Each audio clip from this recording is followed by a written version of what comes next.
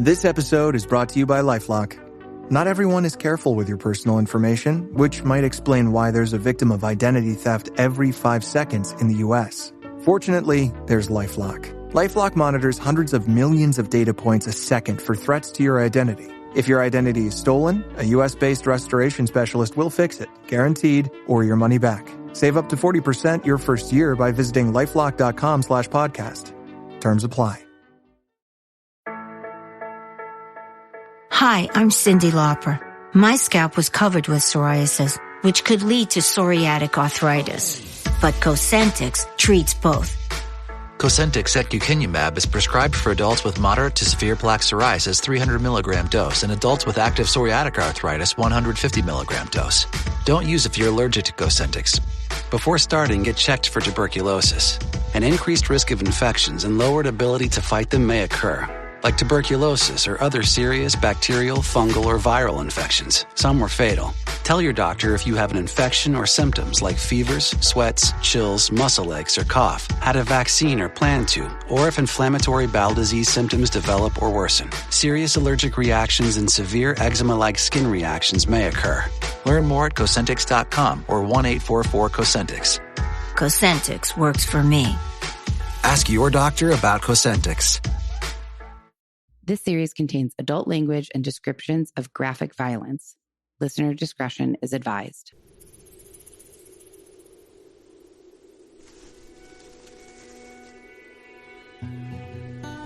Hi, guys. Hello, hello. Hello, hello. As I'm situating on my yoga ball, which I would not say during a normal Tuesday episode, but these are the bonus episodes, and I feel like I can say whatever I want. I can say whatever I want all the time, but I'm a broken record, so I'll say it again. I'm trying to take the Tuesday episodes much more seriously, the true crime. And today I'm going to do a bonus episode and do the true crime headlines again. I got a little bit of feedback from people saying that they really liked the format and they kind of liked the shorter snippet of crime, and just as long as I make sure to follow up on them, because some of them are, not concluded, which I will. Any of the ones that I talk about that aren't concluded, like every month, every 5-6 weeks, I'll try and do a follow-up if there is any more information, any additional information. So the 3 that I have today, honestly, are so good. I almost wish that I was doing them as standalone episodes, but they do not take place in the Southwest. Which I was going to say, at some point, I wonder if I keep doing this podcast for a while, will there come a time when there are no more murders to cover or missing people to cover in the Southwest? No, that's not going to happen. I feel like I have not talked about, because I'm on Tuesdays just getting right into the true crime, and I haven't had any guest hosts on, and I haven't done any just chit chat bonus episodes. I feel like I haven't shared anything going on in my life lately, but there isn't much, to be honest. I don't think you guys are missing out on anything, because I know everyone's like, what's happening in her life? We're dying to know. Nothing. Except for the Melvins in the backyard. That's not my biggest stress in life right now, but that is stressing me out. That I don't know that I created this terrible problem for myself out of a good place. Mark is a smoker, and so whenever he was here and we'd sit outside in the backyard at night, we could hear things moving around in the oleander tree. And I was always like, what is it? It sounds so big. It's like some type of big creature. And we never knew, and I never thought much of it. It's just like mice or something is what we figured. And then, I don't know, one day I must have seen one of them or something, and I was like, oh, it's so cute. And so when I had some bread that was about to go bad, I threw it over the bird sanctuary fence, because remember we put up a fence around the oleander tree before because so many birds were hanging out in there, and I was scared that they would have babies and the babies would fall out of the tree and the dogs would eat the babies. So we put up a fence around that corner of the yard to basically protect the oleander tree, and I called it a bird sanctuary. Well, now it is a like a rat village, and I love rats and mice, so I have no problem with it, except for the fact that, well, lots of things. Rats and mice carry disease. Their poop, if you breathe in the fumes of their poop, that can cause disease.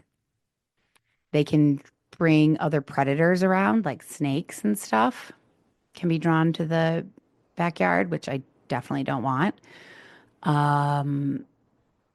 And they venture out of the bird sanctuary and into the yard. And Indiana has killed one, and two of them drowned in the baby pool one night, which I was devastated by and like ready to take myself to jail because I'm a murderer for leaving the baby pool filled with water out. That was foolish. And so in the beginning, anyways, it was like I had some like bread that was about to go bad. And I was like, well, instead of wasting it, I'll just throw it over into the bird sanctuary and the and at first we thought it was one rat. And so I named him Melvin. And then I was like, oh, I think there's more than one. And then we would hear them like fighting. And so now they're all Melvin. So they're just the Melvins. And so that's how it started. It started just like I didn't want to waste food. And I was like, oh, they'll appreciate a little snack or something. And then it just, every few days I'd like have some leftover pasta or I don't know, whatever I had left over, except for meat. I would never put meat over there. I don't even know if rats eat meat. I guess they do, but gross. I don't want to do that. So any vegetables or bread products that were going to go bad or that I didn't finish or something like that, I would just throw over the fence for the Melvins. And then I started, like one night I was sitting there and I saw them like come out and like grab a piece of the food and drag it back into the oleander tree. And I fell in love with all of the Melvins. And so then I ordered a little shallow water dish. This is all I've told this story on Patreon, so I'm sorry to my patrons who have heard all of this. They've been involved in the saga the whole time. And so we bought a little like shallow water dish to put in there that I fill up with water every day. And, it was just cute. And then my first concern was the dogs are going to get the rats and kill them. And that would make me sad, which has happened once. And then I don't remember. Oh, it was my dad. It was my dad. Yeah. I wish I could find that text to read to you. But I sent my dad a video of them eating. And I was like, oh my gosh, they're so cute. Because I had recently told him about these rats in the yard. And so I sent him this video and I was like, look, you can see him go grab this celery. Isn't this so cute? And he said, yeah. And then he sent this. This is his text message. Mice and rats carry disease. Feeding them will attract more rats and more mice and more disease. You will be infested with rats and mice, and snakes may follow. If your neighbors learn about what you're doing, they may report you and try to get you to stop or may file a complaint against you. I do not wish to discuss it any further. It's up to you. Do what you want and deal with the consequences of your decision. Now, if you knew my dad, that's a very John text. No warm and fuzzies there. That is just to the point. And I was annoyed when I got it at first, and so I didn't really respond to it. And then, as always, it turns out that he's right because it got me thinking. I started doing a little research. Sorry, guys, this went off the, I was going to jump right in, but here we go. I'm going to tell you this story. So got that text. It kind of inspired me to do some research. So I did and came to understand that, I already knew that rats and mice kind of like reproduce really quickly and they just there's a ton of them all of a sudden. But my research confirmed And then all of the disease stuff confirmed, can attract predators to the yard, confirmed. Um, and so I thought, okay, well, I'll just stop. But then I researched that and realized no, for a few reasons. If I just completely stop cold turkey, first of all, then they go over to eat the garden, which is a very long trip from the oleander tree. It's like at least, I don't know, 100 feet trek across the yard. And, if they are stupid enough to do that when the dogs are out, then we'll have dead Melvins. Uh, so eating the garden was one, but at this point, like whatever, it's about to be 600 degrees here. My garden's probably not going to survive. So eat the garden, fine. But then I found out that like if I they become they're like nesters and they become very comfortable and they like to stay where they're comfortable, don't we all? And so if I just completely stop feeding them and watering them, some of them might die because they will just be waiting for it. Now, apparently they're very resourceful and they'll probably move along and find a different place to live with food and water, but they might not and they might just die. And that destroys me because it's my fault. I created this. I was providing them with food and water. Of course, they want to hang out and stay here in this beautiful oleander tree. And so now I'm just going to stop feeding them and they're going to die. I know that seems like a stupid thing to worry about, but I feel I'm like ridden with guilt. I am guilt ridden. I feel awful about it. And I still love them. So I have no conclusion. ChatGPT told me that I need to wean them off, and ChatGPT gave me a very comprehensive 3 week to 4 week wean off plan where I start feeding them slightly less every day, and then it goes to like every other day, and the water a little bit less, maybe like wait a day to fill it up. And they'll start hopefully seeking uh, food and water elsewhere.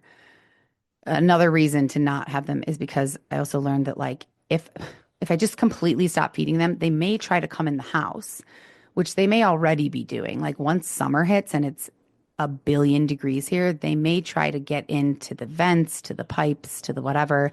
I just got a solar light to put under my car because I did know that pack rats tend to burrow in engines. Uh, I think somebody left a comment on the Instagram video saying that like that happened to him or his wife and it was $3,000 worth of damage. That happened to me like 20 years ago when we first moved here. I wasn't feeding rats. There were no Melvins that were like my friends. But yeah, I don't want them to be trying to get in the house. I don't want them to ruin my car. And again, I feel like an asshole because they're only here. Well, they were already here, but they're sticking around because I've made it so damn comfortable for them. And now they're dependent on me. I feel like they even like recognize my voice when I come outside. I swear. Rats are smart. I had a pet rat, Albert, many years ago. Anyways, it is weighing heavy on my heart. And I know that there are plenty of listeners who are probably like, shut the fuck up. They're rats. They're wild rats. Who cares? And I get it. I totally get it. I wish that I could have that same mentality. I wish that I felt that way. Unfortunately, I do not. And, I saw like a dead snake when I was walking Jinx the other day and I didn't cry, but I came close. It just broke my heart. It just breaks my heart. I just, you know, uh, you already know. If you've been listening for a while, you already know. If you're new, I have an obsessively, annoyingly bleeding heart for animals, all creatures, way more than people. Mark and I had a big conversation the other night about hunting, which was not my choice. I didn't bring that up, if you could guess. And I was like, oh, I'd have a way easier time shooting a person than an animal, especially if the person was trying to cause me harm. I guess if the animal is trying to cause me harm, I would shoot it. Anyways, this is going down a road that has nothing to do with true crime, so I will stop. But if, if anyone has any brilliant ideas beyond just weaning them off food and water, please let me know. I did see something online that said like you could do non-harmful traps, like catch them in, I don't know what, you put cheese in the back of a box and they go in and the box closes. And oh my God, it just reminded me of when Mark had a mouse in his house and I didn't tell him about it because I didn't want him to kill it. I definitely told that story on here. But then like, where do I take them out into the middle of the desert where there's no food and water? I don't know. So if anybody has any brilliant ideas that do not cause the Melvins any harm, please let me know. I thought I wanted advice on something else, and you guys are such a resourceful group here, but I can't remember. So we will move on. We will move right on to true crime. I'm going to make a note so I can put it in the show notes. 15 minutes intro. Okay. So thank you for listening to my story about the Melvins and for putting up with my annoying animal nonsense. I feel like this is one story. All right, I'm going to tell it. This story has been like in the news as recently. I had never heard of it though. So let's jump into it. So this is the true disturbing story of the 2016 Fullerton triple homicide. Now, 2016 obviously is a while ago, but there was some advances recently in this case, which brought it back into the headlines. So this is a story that begins innocently enough in the depths of online chat rooms and spirals tragically into real life horror. September 24th, 2016. It's a quiet Saturday morning in Fullerton, California. The peaceful suburban streets offer no hint of the terror about to unfold. Then a chilling 911 call pierces the calm. A young girl calls and says, Mom and Dad and Billy died. She told the dispatcher at 911 she wanted the police to take her and her 9-year-old sister away because they were frightened. Police immediately rush to the scene and they step into a nightmare. Inside, they discover Jennifer Goodwill Yost, 39 years old. She is dead in her bedroom. Christopher Yost, her husband, was found shot in the backyard, indicating he was trying to run away. So he was shot in the back, running away from whatever horrors were happening. And Arthur Buddy Boucher, not sure, 28 years old. This was a family friend who was sleeping over so that he would be closer to the home where he was going to have a visitation with his son the next day. Talk about bad timing. He had been sleeping on the couch and that's where he was found murdered. All three had been shot execution style. Shockingly, upstairs, the two youngest daughters, 6 years old and 9 years old, were unharmed. I mean, probably emotionally scarred for a very long time, but unharmed. But there was a person that was missing, and that was the 17-year-old daughter, Caitlin Goodwill Yost. So, of course, the million-dollar question is, where is she? And is she safe, or did she do this? So investigators start looking into it, and they quickly discover that Caitlin was really heavily involved in the online furry community. So I'm assuming most people know what this means, but I will explain a little bit. So furry community, I thought this was just only a sexual thing. Apparently it's not. It can be, but it's not only a sexual thing. But basically, members of this furry community adopt animal personas. They wear costumes and take on alternate identities. Like they, that's basically it. I'm not going to explain it more. The weird thing is that it wasn't just Caitlin who was part of this group. It was also her mom, Jennifer, who was part of this furry group. And now, again, I thought it was only sexual, like people dress up as animals and have sex with each other. But apparently people just like to take on the persona of an animal. And if there's anyone listening who does this, like I'm not kink shaming, that's fine. I don't understand it, but I don't understand a lot of things in this world. So who cares? Uh, I really don't understand. It just seems weird to me that a 17-year-old and her mom were both part of this like online furry community. But they were. In this online furry community, Caitlin, again, 17, she met Frank Felix, who is a 25-year-old at the time, who went by the names Wolfie or Coyote were his animal names. I do realize I just said I'm not judging, and my face and voice is filled with judgment. So I apologize. Uh, so not only is it a kind of interesting or different place to meet somebody, but 17 and 25, I don't know. It's not a huge age gap, I guess, 8 years, but 17, she's not even technically an adult yet. So kind of raises some red flags.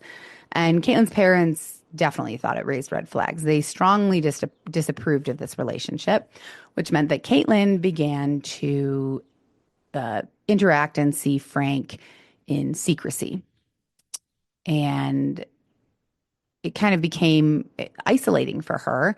And she became desperate to find a solution to be able to more freely see Frank. And that's where we meet Joshua Acosta, a 21-year-old U.S. Army private stationed at Fort Irwin. He was also part of the furry community. He was known online as Ace Fox. He was also known as this is so beyond my understanding, a brawny, which is what they call people who are fans of the My Little Pony cartoons for children. And again, I'm dripping with judgment in my voice. I realize that, but it's really hard for me to get my head around this not being a sexual thing that just feels off to me. Like watching children's shows, it goes, and it does not have to be. I shouldn't say this. It feels adjacent to some not kosher behavior. But that is just what my brain is doing. So maybe I'm the one who's sick in the head. Anyways, not the point. So the Army private Acosta, he becomes kind of like Caitlin's confidant, where she feels like she can confide in him about her parents and them not wanting her to see Frank. And she kind of starts to feel like this Joshua Acosta can help her escape what she's at the time considering a strict and oppressive household. Now, beyond this relationship, I don't know if it was a strict and oppressive household. I didn't get that sense, but this is also mini crime, so I did not spend as much time researching it. But I think that she felt it was strict and oppressive because she couldn't, she was 17, she couldn't see the guy she wanted to see. But what happened next goes a bit beyond teenage rebellion and moves into just straight horror. So on September 23rd, Caitlin slipped silently out of her home to go meet Felix, who was waiting outside for her. Meanwhile, Acosta had a shotgun that was provided by Felix.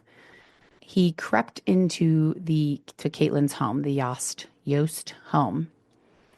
And with like chilling precision and accuracy and timing, he executed all three adults. Buddy never got up from the couch. Jennifer was killed in her bedroom. And Christopher was desperately trying to run after hearing the first two gunshots that was shot in the yard. Brutal, swift, very calculated. But why? Why did this happen? Well, Caitlin allegedly confided in Joshua Acosta that she had been and was being abused by her stepfather, Christopher Yost. This is a claim that has been strongly disputed and never proven. But Acosta is, he sees himself kind of as her savior. He's become her confidant, so now he's going to save her.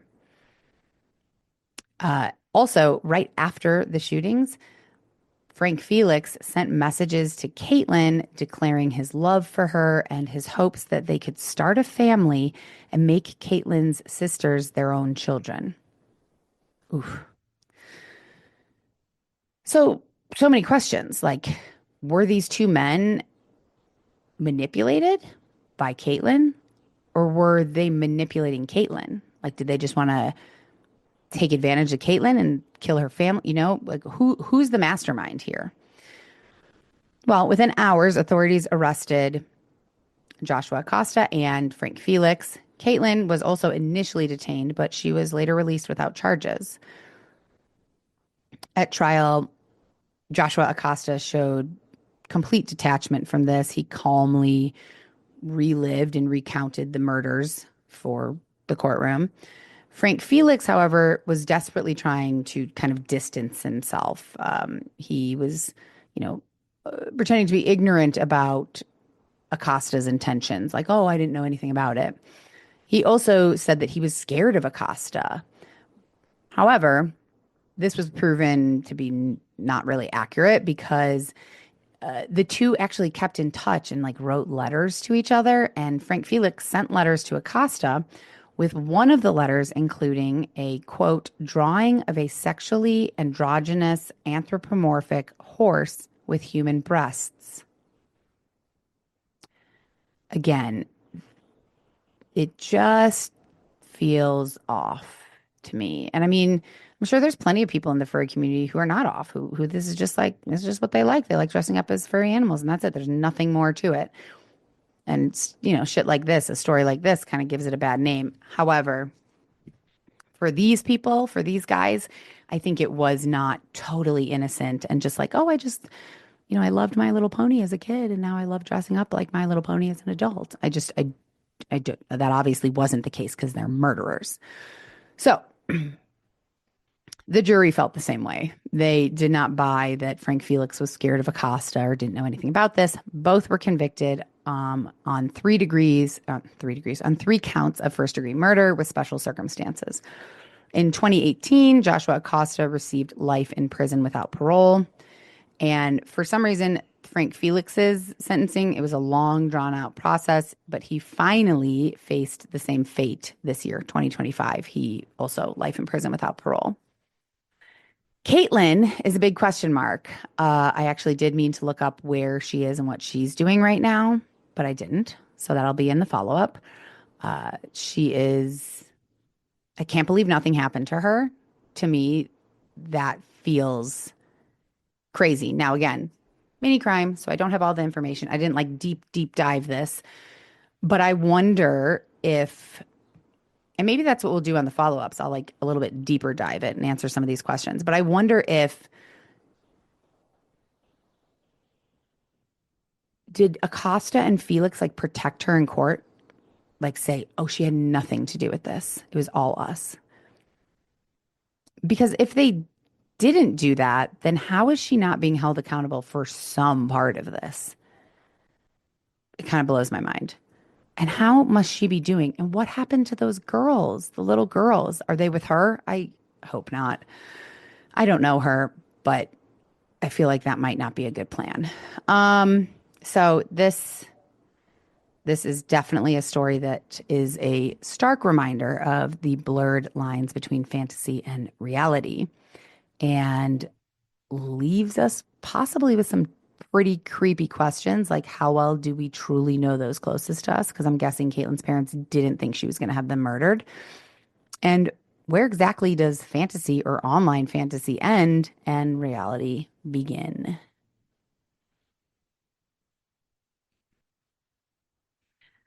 I'm debating if I should do all 3 of these or just do them into separate episodes. Let's keep going. This next one is crazy. The Mortuary of Horrors is what this next one is called. So, and this one actually takes place in Texas, so we could get a little bit deeper into it at some point. But What happens when the person you trust to care for the dead decides to turn their bodies into a science project? That's exactly what police in Austin, Texas were forced to confront in early 2024 when a licensed mortuary owner, someone who should have provided dignity to the deceased, was caught conducting unauthorized experiments on human remains. This story is not just gruesome, it is like right out of a horror movie. And the woman at the center of this disturbing case is 51-year-old Adeline. We're going to call her Adeline. No, Bowie, I think, but I don't know. She's the owner and operator. Well, she was the owner and operator of Capital Mortuary Services, a facility tucked away in East Austin. On the outside, Capital Mortuary looks like any other small kind of funeral home provider. But behind closed doors, Adeline was running something, and it could be Adeline. I'm sorry, I don't know. Adeline. Shit. Adeline. It's going to go however it comes out of my mouth is how I'm going to say it. But behind closed doors, she was running something much darker. Authorities say that she was using corpses for personal experiments, injecting chemicals, dismembering remains, and documenting everything like it was some type of twisted research project. And she even had a name for it. She called it the Freedom Art Experiment, which after I tell you more about it, it does not make sense to me. So I'd love to know if it makes sense to you. Freedom Art Experiment. So we're talking about like real human bodies, people who had families, loved ones, final wishes for their loved ones. And this woman is treating them like test subjects in a DIY science lab. Ooh. And if you've ever lost someone and had to deal with a funeral director, a mortuary, all of those things, it is a obviously terrible experience and devastating. And I would usually say nothing could make it more devastating, but I guess this could if this happened to your loved one. So the investigation began in early March 2024 after Austin police received a tip that something wasn't right at the funeral home. A former employee had come forward with some concerns about the odd chemical smells, some very disturbing photographs that were found, and conversations that felt off to them. When investigators arrived to search the facility, what they found was definitely worse than what they expected. Inside the prep room, there were severed human limbs, specifically arms, suspended in various stages of decomposition. There were tons of tools stained with blood, jars containing unknown fluids, and a freezer containing what appeared to be human remains. Not intact, though, different parts of human remains. One officer reportedly described the scene as something out of Frankenstein's lab. According to the arrest affidavit, Adeline admitted to police that she had been injecting formaldehyde into body parts to study how they would decompose over time. She told officers she was interested in the chemistry of decay and had been documenting it for artistic and scientific purposes. She also confirmed that she had directed her employees to conduct experiments on bodies to study the effects of embalming fluid with and without formaldehyde, which included cutting heads, arms, and spines from the remains sent to the facility. This is obviously the worst part of what she did, but she was also forging state paperwork. She was tampering with death certificates, and she was lying to families about where their loved ones' remains were being stored and how they were being handled. There were multiple families that were involved with this unknowingly. They believed that their loved one was there in the back being, cremated or embalmed respectfully. And instead, their loved ones were being dissected like a 6th grade science class without consent. It's devastating. Again, I think back to my mom, when my mom died, and like Jenna and I had to go, to the funeral home, and like, it just, sorry, my brain like freezes because I can picture it so clearly that even talking about it, it's like I'm transported back there. So I had like a little brain freeze there. It's just unimaginable that this could happen. You're trusting someone to care for your mother, your father, your spouse, your child, and they become part of this like bizarre side project, like literal experiment. So Adeline was arrested and charged with abuse of a corpse, tampering with government documents, and operating a funeral establishment without proper licensing. But the most disturbing charge is that, or fact, is that she had done this to at least 15 different humans, spanning multiple months. In one case, she allegedly kept an arm for weeks and weeks, injecting it with various solutions and photographing the results. In another case, she mislabeled a body as cremated and stored it in a refrigeration unit alongside chemicals and biological waste. She documented her activities in journals and photos, many of which police recovered from her home. And it wasn't even, I know that proper licensing was one of the charges, and there was some questioning with some of the licensing, but she was a licensed funeral director approved by the Texas Funeral Service Commission. Like, she was not just someone who, kind of started this like black off. I don't know what that means. This like off-label company and like made fake licenses. She had the license. She this was something that she was licensed to do. So like, how did no one catch this sooner? Obviously, her license has been suspended. But the community is horrified, rightfully so. Families are devastated. And now the state is combing through every permit, signature, and body that has passed through her doors because they know of 15 for sure that have been like within recent times. But she's been doing this for a long time. So who knows what the past involves. One resident whose mother was cremated at Capitol Mortuary told the press, "I thought she was in good hands. Now I can't stop picturing her body cut up like that. It makes me sick." As of now, investigators are still working to identify all the victims involved. She has not yet entered a plea in the case, but if convicted, she could face, many years behind bars, and she'll never be able to run a funeral home again.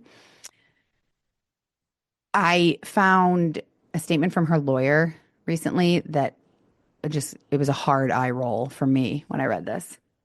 Quote, "Our criminal justice system is based on the presumption of innocence and a careful critical evaluation of the evidence, facts, and their sources.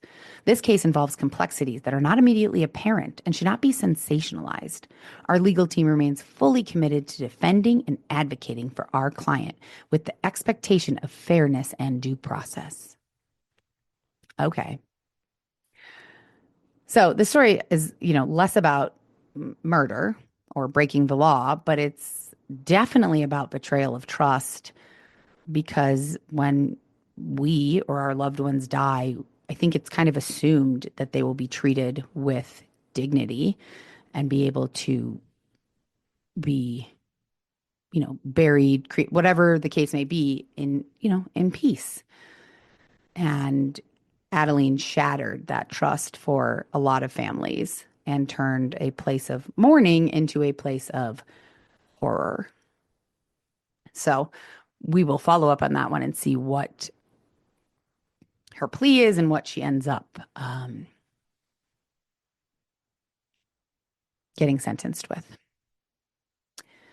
And our third and final true crime headline is about a holiday trip that turned into a nightmare, which seems all too common. There are so many of these. If I didn't love traveling, it would make me never want to travel. But,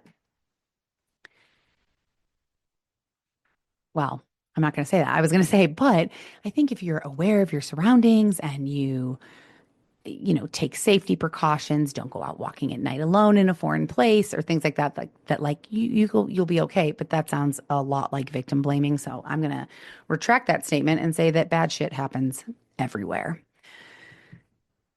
I know I'm real ray of sunshine today.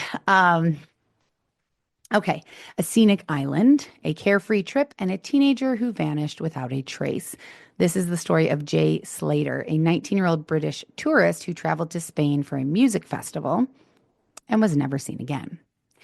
This case is filled with red flags, eerie details, and an international manhunt that left a lot of questions.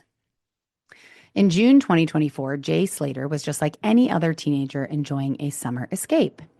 He was an apprentice bricklayer from Ostwald Twistle, Lancashire, and had flown to Tenerife, one of Spain's Canary Islands, with friends to attend the popular New Rave Generation 3-day music festival. Hold on, guys. I have to take a sip of water. I'm sorry.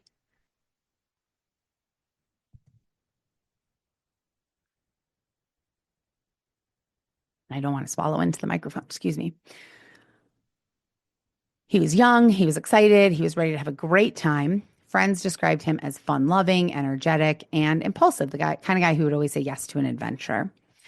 No one, however, expected that an adventure would turn into a horror story. I feel like I've said horror story a lot in this episode, but go with it. After partying on the night of June 16th, Jay left the festival with two men that he had just met. Instead of returning to his hotel in Playa de las Americas, he ended up spending the night at an Airbnb in a remote mountainous village called Masca, nearly an hour away from the tourist area where he had been. The next morning, on June 17th at 8:50 a.m., Jay called his friend Lucy Law and sounded panicked. He told her he had missed the bus that he was supposed to take to get back to where he was staying, and he was going to attempt to walk from Masca to South Tenerife. That's about 28 miles. Okay.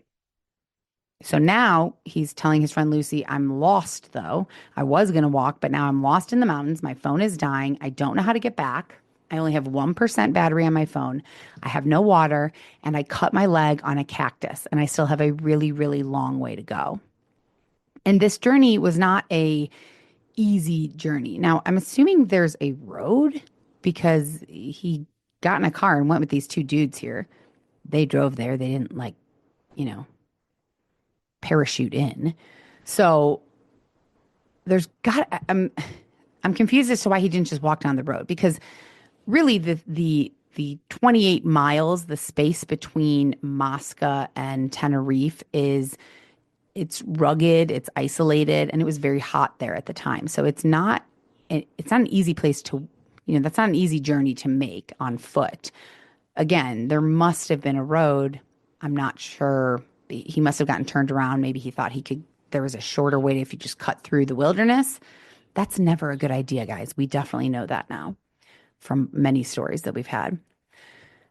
So he's telling his friend Lucy, I have 1%, I cut my leg, I have no water, and I have so much further to go, and I don't know where I am. And then, beep, his phone went dead. And he was never heard from again. The search began immediately. Now, when I say immediately, I read somewhere, so he called her at 8:50. They talked for like a minute, and then the phone went dead. And I read that the search began at 9:04. So 14 minutes later, that seems like that's impossible and very unlikely, but it did begin very quickly. And it was massive. Spanish authorities launched a full-scale operation involving helicopters, drones, search dogs, and mountain rescue teams. They combed the remote terrain of Ravello Alto and Los Carrizales for days. Many volunteers joined the efforts. Jay's mom and family flew in from the UK. But as the days turned into weeks, nothing was found. They even had specialist dogs that they drafted in from Madrid. They found these dogs could find no trace of Jay. No sign of him, no trace of him, no clothing, no phone, not even a footprint. It was like he vanished into thin air. And then came the theories. Some people believe that Jay had fallen. He had slipped on the steep cliffs, because I guess this is the little town of Masca is like located way up in the mountains. And so they thought maybe he fell. Others thought he had been abducted or killed by the men that he left the music festival with. But Spanish police talked to them pretty quickly. both were cooperative and both were cleared of any suspicion. Internet sleuths went wild, suggesting everything from drug trafficking to some type of cover-up involving the local authorities. One theory claimed that Jay was fleeing someone he owed money to. Another claimed his phone's last ping showed him moving erratically, as if he wasn't alone and someone was like forcing him to move around weirdly. It became a media circus. Tabloids, TikTokers, and amateur investigators flooded Tenerife. I also don't know if I'm saying that correctly. They were filming themselves in the same spots that Jay had last been seen. Some even confronted the locals. It got crazy. It got so bad that Spanish authorities had to ask people to stop interfering with the search. And they actually said, we're going to call off the search on, I believe, June 30th.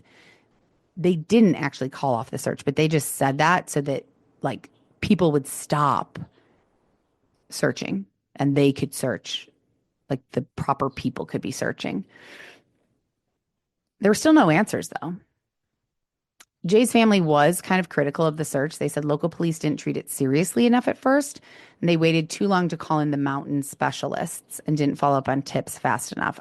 I find that hard to believe because this happened quickly. Like they were searching quickly. Maybe they didn't bring in the like specialty dogs from Madrid or whatever right away, but it seemed like this happened pretty quickly. So Jay's mother told the UK media, I just want my son back. I don't care what happened. I just want him home. Her heartbreak has been shared by thousands who continued to follow the case with hashtags like Find Jay Slater and sharing any possible clues. But then after nearly a month of searching, a breakthrough. On July 15th, 2024, Spanish police discovered human remains in the Juan Lopez ravine, a remote and treacherous area near Jay's last known location. His possessions and clothing were found nearby. The body was later confirmed to be Jay through fingerprint analysis, and a post-mortem examination concluded that Jay died from traumatic head injuries consistent with a fall from a tall height. They believe that his death was instantaneous. His body was repatriated to the UK, and his funeral was held on August 10th, 2024 in Lancashire. Mourners were asked to wear blue, which was his favorite color, and donations were directed to LBT Global, a charity that supports families of missing persons abroad. While the discovery brought some closure, I mean, I feel like that's a lot of closure, more than some, a good amount of closure, there were still questions. Why did he attempt to make this journey? Why didn't he just wait for the next bus? Or why didn't he ask the guys that he was with to drive him back down or hitchhike or, and if the search started so quickly, well, he could have fallen right away. He could have gotten off the phone with Lucy and fallen. And I guess then there's that. But if the search had started quickly, why couldn't they find him?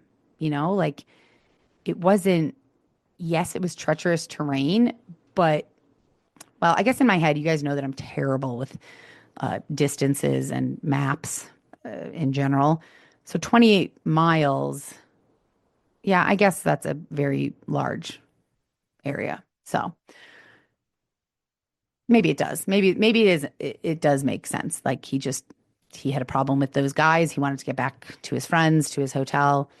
He thought, I'll just hoof it, which is something that I do. Well, I used to do. That was like one of my, those TikToks or something. So it was like, what's your toxic trait? I have plenty, but one of them used to be, I don't do this anymore, when I would go out and be drinking. If I got tired, if I got uncomfortable, if I was bored, if I just, got in a mood in my stupid drunk brain, I'd just be like, I'm leaving. But I wouldn't say it. I wouldn't tell anyone. I wouldn't let anyone know. I would just, Jackie used to call it phantoming. Margot phantomed again. I would just boop right out and walk back to wherever I was staying, which is super unsafe. And I definitely don't do that anymore. Anyways, so this story serves as a reminder of the dangers that can lurk in unfamiliar places. But I'd also like to say also familiar places. This could just as easily happen to me here in Arizona, and I live here, it's a familiar place. So maybe it's a good reminder to not try to walk home 28 miles in terrible terrain. Not victim blaming, just, he miscalculated how difficult it would be, which is very sad and tragic. I guess that's not really a crime story, though. There's no crime that was committed. Well, it was just an interesting story to me, so I shared it. And those are our 3 true crime headlines for this week. And I hope you enjoyed them. And I will be back next week with more. If you hadn't already recognized, these stories are not necessarily, obviously they're not always murder, and they're not necessarily like happening this week, because I feel like if I pick a story that's all over the news right now, then there's a good chance you guys have already heard it. So I'm trying to pick ones that are somewhat timely, like within the last year or 2-ish, or something has brought them back into the headlines. So I will say that I watched, I know this is shameful to admit, I didn't really follow the Gabby Petito case. It was impossible not to know a little bit about it just from, it was everywhere. And I definitely have thoughts about that this woman's case was so heavily, overly publicized. And there are so many other people who go missing, who disappear, and no one looks for them. And we've never even heard of them in the news. And I'm not going to get into that because I know it's a whole big conversation and people get very sensitive about it, about does it have to do, is it because she's a white woman with a white chick with blonde hair? And yes, a little bit. Yeah. I'm not saying that's the only reason, but it's a contributing factor. Anyways, I said I'm not going to go there, so let's move on from that. I didn't really know much about it. I knew a girl and her boyfriend, something. She had disappeared. That's all I really knew. And for some reason last night, I just put on the new Gabby Petito documentary on Netflix. It's somewhat new. And I thought, I'll just put this on while I cook some food. And I was like, oh, I'm not going to cook food. I need to watch this. I was immediately drawn in. It's a very well done documentary. I actually saw something on TikTok a couple weeks ago, or I don't know, not too long ago. All these women posting the FBI detective in this documentary. She's a woman who's never speaks about her sexuality, but I'm going to go ahead and guess that she's gay. And she's beautiful and very attractive, but also very manly. I've seen a lot of women posting on TikTok a picture of I just watched the Gabby Petito thing and I'm packing up my bag to leave my husband because I'm going to go find this woman. I can't remember the detective's name, but when I saw it, I was like, okay, I don't get it. I comprehend it. I was like, she's a lovely looking woman, but I don't understand. But when you watch her in the documentary, she's so knowledgeable and so passionate and so smart that I get it now. I see. But in general, it was heartbreaking. Her poor family, and just the whole story was so tragic. In case there happens to be anyone out there who also doesn't know what happens at the end, I won't ruin it because I did not know what happened. And wow, what a fucking annoying ending. Just terrible. Actually, you know what? If you don't know about it by now, I'm sorry. I have to say, good that they got some closure, that the family got some closure, that Gabby was found. Terrible that the boyfriend killed himself without, I know he wrote that bullshit letter, oh, we were crossing the river and I heard a splash and I turned around and Gabby was cold. What? It doesn't even make sense. The only thing I thought, and if I was her family, this is what I would want to believe, is that they were walking across the river. She fell and hit her head. and and it was too serious of an injury. She was going to suffer and die. And like he said in his letter, he thought he was being, what was the word? Merciful. But unfortunately, the ME said that she died from strangulation, not from the trauma to her head, which I guess still fits that story. Like he thought she was going to die. There was something that the ME said that made it like, no, that's not what happened. Either way, I don't think that's what happened. I think what I think many people think, that he killed her and not to be merciful. That he probably got mad at her and hit her in the head with something and then realized that he hit her too hard. I don't know, actually. I don't know enough about it. I just watched it last night. I don't know why I'm like having opinions about this. It's not like something that I've been following forever.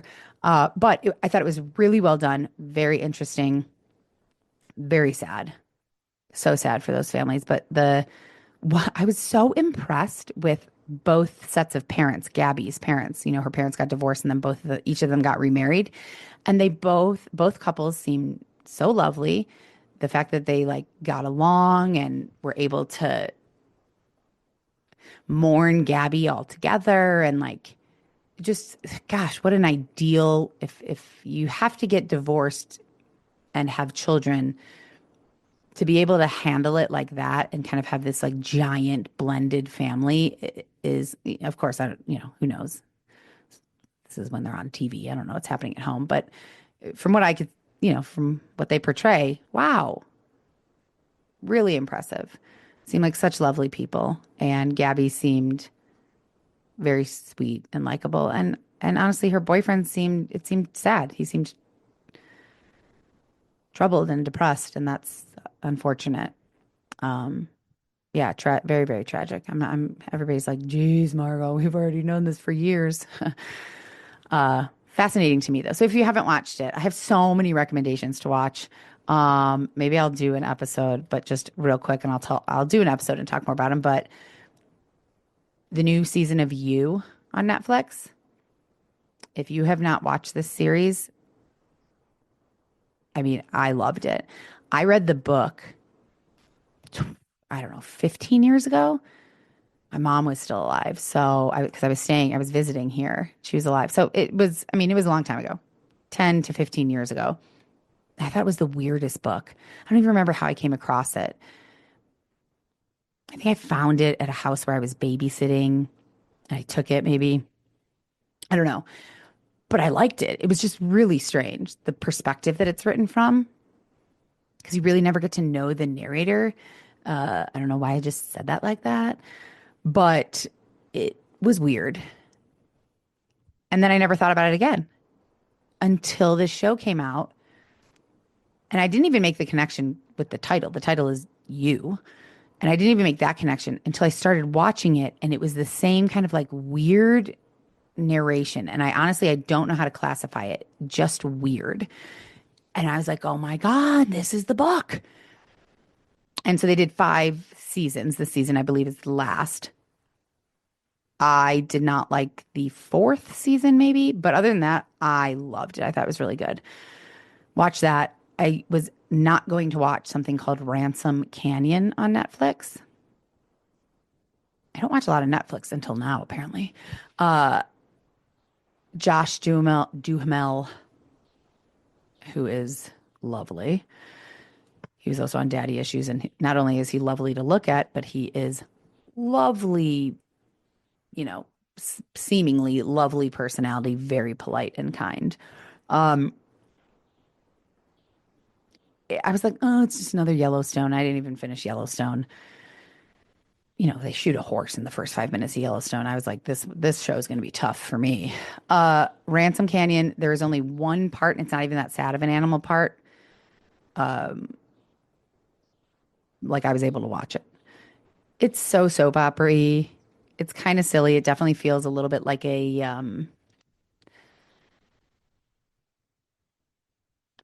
not stealing from Yellowstone. They're different, but same thing. 2 ranch families in Texas. who don't like each other and fighting over land. But I thought it was good. It's a little romance. There's a little bit too much romance in it for me, but I enjoyed it. And oh, I know there are so many other shows, but that's all I'll say for now. I am going to recommend, I'm going to keep recommending it because my friend made this show. It's called Motorheads.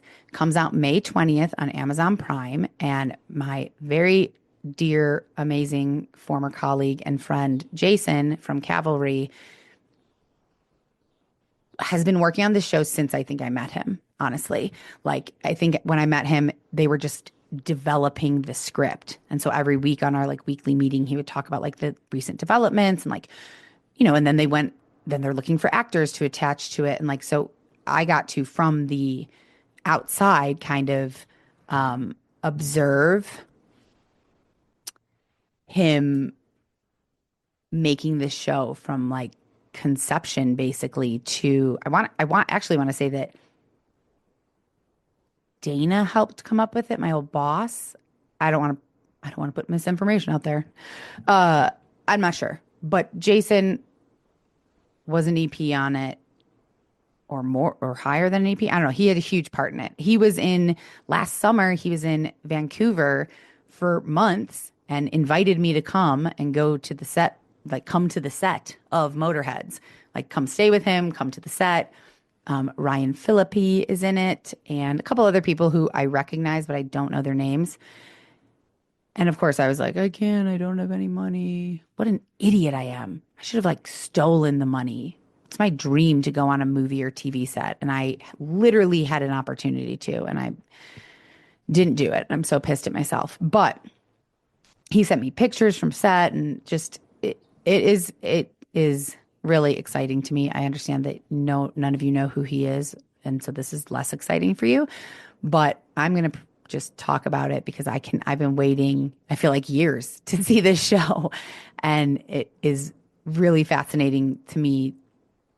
Again, from the outside, I had nothing to do with this, but to see this go from like the pilot script that had to be like rewritten to attaching actors to being sold to now being on TV.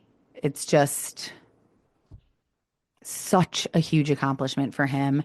And I'm so excited for him, and I'm so excited to see it. And I just can't wait. So May 20th, Motorheads, Amazon Prime.